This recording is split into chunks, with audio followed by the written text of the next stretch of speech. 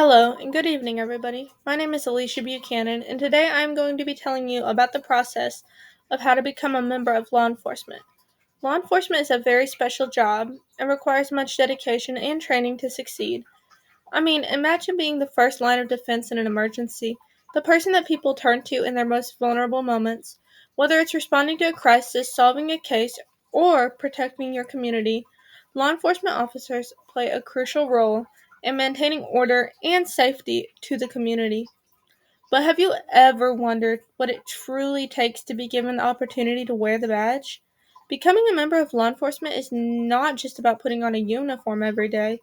It requires dedication, training, and a commitment to public service. Today, I will walk you through the step by step process of becoming a law enforcement officer, from meeting basic qualifications to completing rigorous training at the police academy.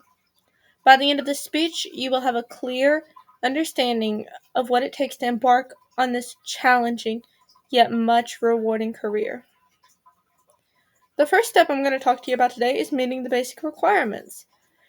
This is the very first step in becoming a police officer.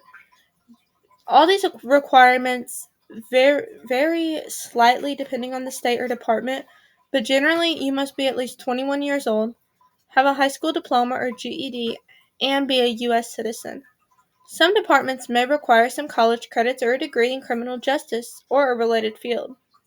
Others may allow you to apply with just a diploma, but having higher education can definitely give you a competitive edge.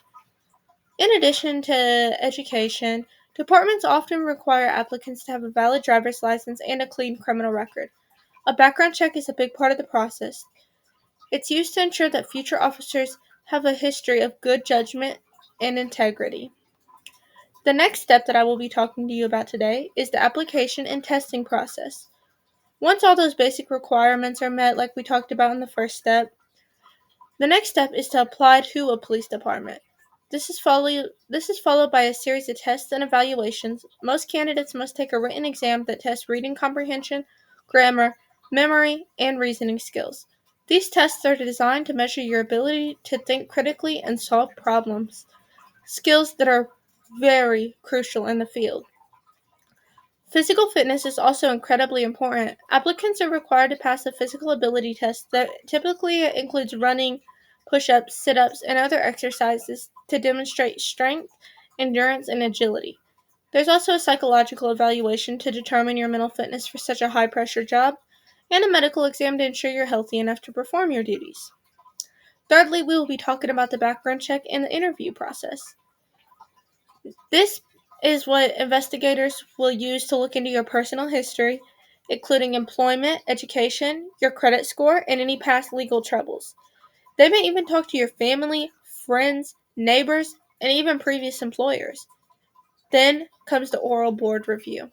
This is a panel interview where you're asked a series of questions to assess your communication skills, decision making, and overall suitability for a career in law enforcement. It can be one of the most intimidating parts of the process, but preparation and honesty are key. The fourth step we're going to be talking about is the police academy training.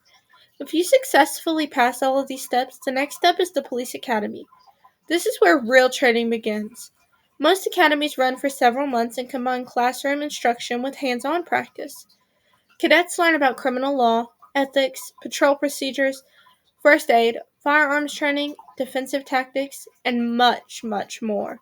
This is not just physical training, it's mental and emotional training too.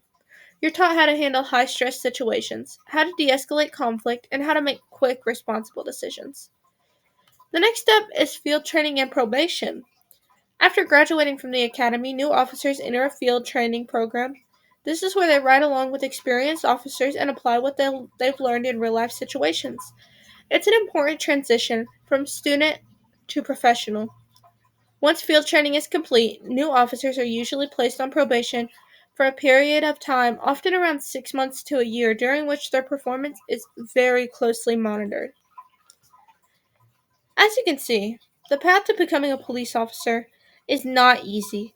It requires strength, courage, integrity, and a genuine desire to serve and protect others. But for those who are committed, it is an incredibly meaningful and rewarding career. Every badge represents hours of hard work, dedication, and sacrifice. It's a symbol of trust and responsibility.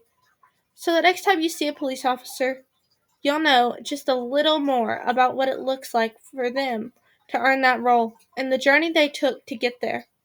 Thank you for listening, and I hope this gave you a better understanding of the process of becoming a law enforcement officer in today's society. Some of the sources that I used in my speech, I used the Police One website to get a lot of information that I incorporated into my speech, and I also used some of the government websites and the state websites to get more information. Thank you so much, and I hope all of you have a wonderful evening.